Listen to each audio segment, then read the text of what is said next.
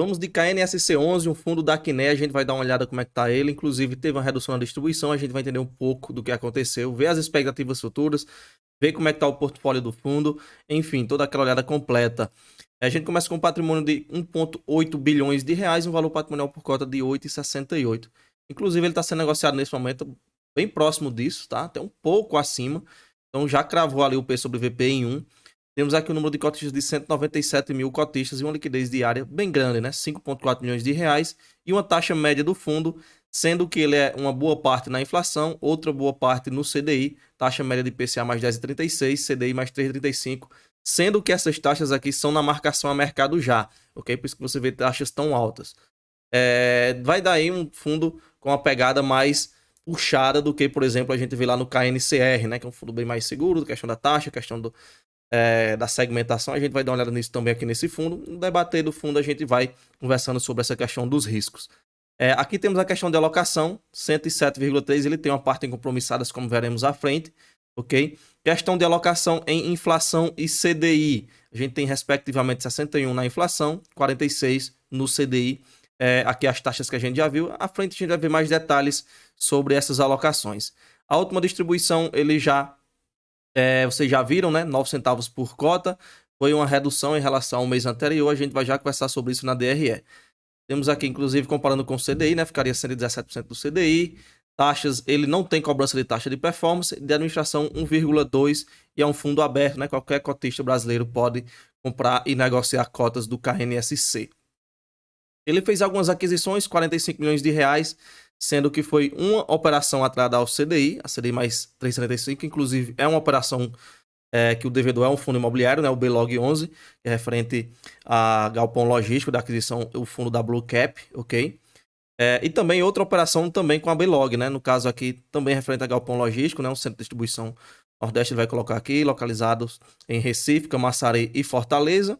Adquirindo, ele pegou aqui uma taxa de IPCA 8,75, né, com atualmente essa operação com o fundo KNSC, né, as duas, né, CDI mais 3,75, IPCA mais 8,75 e aqui a gente tem uma da Fibra com IPCA mais 9, ok? Questão de garantia, tem alienação fiduciária em todas as três operações, tanto para a questão da garantia como também questão de alienação fiduciária de cotas, né, para essas duas operações. Avançando, nós entramos nas compromissadas, ele tem atualmente 10,2% do patrimônio alocado nessas operações, já é de costume da Quiné, né, nos fundos de papéis, temos esses volumes de operações compromissadas, nessas alavancagens, até sempre vendo a questão, né, eu sempre faço comentário vendo a questão da alocação, né, que ele está alocando se é na inflação ou se é no CDI, de acordo com o que ele tem de portfólio, né, como eu já mencionei aqui, não adianta ele colocar operação compromissada no CDI, sendo que o fundo é na inflação, e aí pode acontecer do CDI subir e o custo dessa compromissada subir bastante e o fundo ter uma receita menor,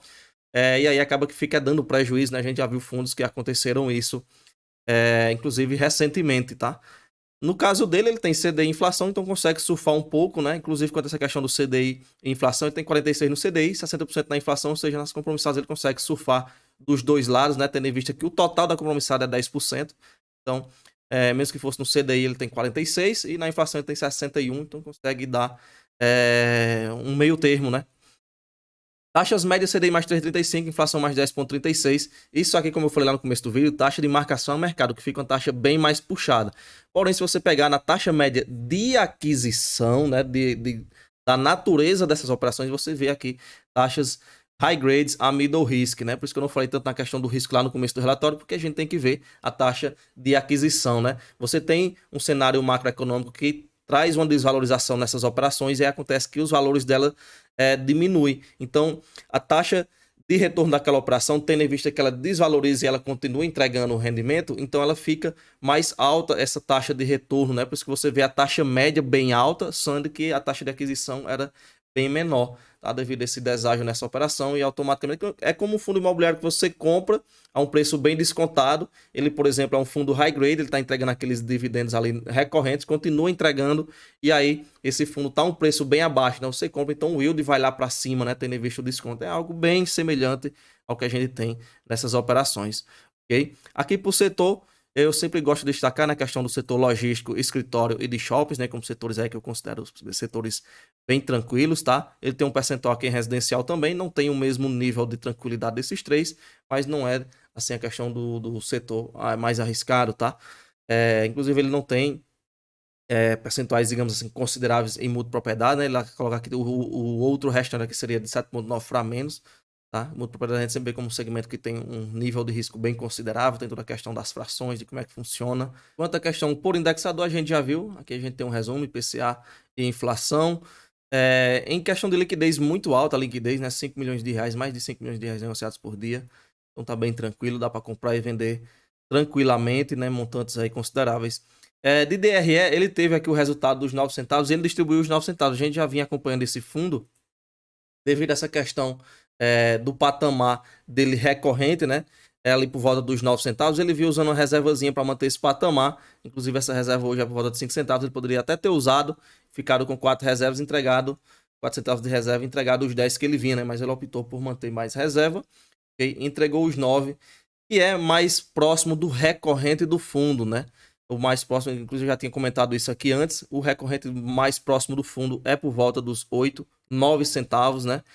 Inclusive com essa tendência da Selic subindo, a inflação ali em valores altos, tem essa tendência dessa manutenção em valores ainda na casa desses 9 centavos. Eu até palpito que ele vai continuar nesse mesmo ritmo, ok? Talvez até por isso, por ter um valor de entrega próximo do recorrente, ele optou por guardar a reserva e usar quando chegar um momento ali que tiver 7, 8 de resultado, né? Talvez no próximo anúncio, devido ao indexador dele que vai pegar a inflação, vai pegar a inflação de janeiro para fazer a correção monetária dessas operações. Então tem a tendência de dar uma reduzida na parcela da inflação quanto à correção monetária, ou seja, a receita diminui um pouco dessas operações e aí ele usar talvez essa reserva para manter esse patamar dos 9, né?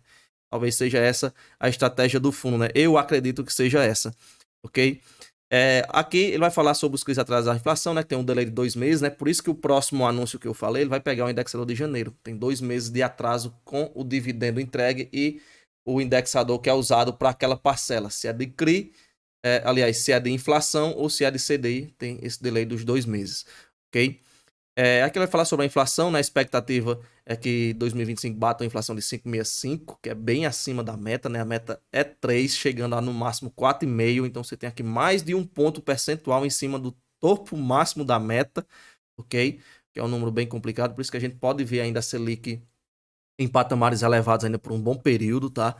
Inclusive, eu também acredito que isso vai acontecer, né? De minha opinião própria, tá? Que acredito que a Selic vai continuar ainda em valores altos ainda por um bom período. Muita gente fica naquela expectativa de ver a Selic bater 3, 4, 5%, né? Mas a gente sabe que é bem difícil isso acontecer no Brasil, né? Raríssimas vezes ali, inclusive de forma pontual, isso chegou a acontecer. Se você pegar o histórico da Selic, da inflação dos últimos 20, 30 anos, você vai ver que é um caso bem extremo, né? Um caso bem raro de se acontecer esses patamares baixos de Selic, tá? E até aproveitar e deixar um convite rápido a você, convidar você a ser membro do canal por apenas R$ 4,99, você vai ter acesso a conteúdos exclusivos, vídeos antecipados, ok? O período de vídeos é exclusivo dos membros, tem planilha de fundo imobiliário gratuito para quem é membro, tem muitos benefícios, tá? Tem até mais do que isso. Tem outros benefícios, vai estar o botãozinho de Seja Membro embaixo do vídeo, ou o link na descrição, se o botão não estiver dando certo, não estiver aparecendo, pode usar o link na descrição, que sempre dá certo, beleza? Você vai estar contribuindo demais com a produção de vídeos aqui no canal, né? Motivando cada vez mais a trazer vídeos aqui para vocês, beleza? Histórico das últimas distribuições, nós temos esses patamares aí, né? Segue aí na casa dos 8, 9 centavos. Cota diária, essa tabelinha de sensibilidade, né? Tá por volta dos 8,70. Vai dar aqui uma taxa aqui na marcação a mercado, né? Já descontada a taxa de administração de IPCA mais 9,04, que é uma taxa bem alta, né? Tendo visto a questão do risco do ativo e tal. Você vê que é a maior posição que ele tem é 3,5 da carteira, fundo gerido pela Kinea, né? Bem conhecida Kinea. A maior posição dele é justamente um fundo imobiliário VISC, né? Ele tem várias operações que são com fundos imobiliários, né? Eu sempre cito que são, eu gosto, né, de ver operações que tem devedores fundos imobiliários, que tem toda a questão da segurança, toda a questão de ter um gestor ali por trás. Claro, não estou dizendo que as outras operações não tenham gestores por trás daquilo. Lógico que eu não estou dizendo isso, né? Mas você tem toda a questão da segurança do fundo imobiliário e, é claro, a gente está sempre acompanhando o fundo imobiliário. Então a gente sabe a situação, como é que está do fundo ali, a gente consegue ver se vai ter algum problema, ou pelo menos ter uma estimativa ali de como é que está a situação do fundo, né? Via os relatórios, né? Então, para mim, passa um pouco mais de tranquilidade, né? Você vê aqui a posição da VISC, tem aqui do TCER, tem aqui do BROF, O TEP, né, tá aqui. O Vino também tá por aqui. O Belog, né, que ele adquiriu agora. O TRX-F11, tá? O HSLG. Tem várias operações, né? Até conhecido, né? A galera da Kinea sempre consegue muitas operações de fundos imobiliários. Ó, o MOL 11, né? A questão do shopping. Outra da MOL, do MOL 11. Olha aqui rapidamente se tem mais algum. Aqui outra do Belog, tá? Isso aqui já é no CDI, tá? Essa parcela daqui para frente é no CDI. Daqui para cima é na inflação, ok? Tá dividida. Inclusive aqui a gente vai ter a maior posição, né? No caso, essa daqui fica sendo 6,6, né? No caso da parcela CDI, é a maior posição do portfólio. Então, essa aqui com 6,6 da Plaenge, né? Que a gente tem 3,5, que é da VISC, mas sendo a parcela no CDI. Tem outra aqui com 3,8, 3,7, mas aí fica por volta disso.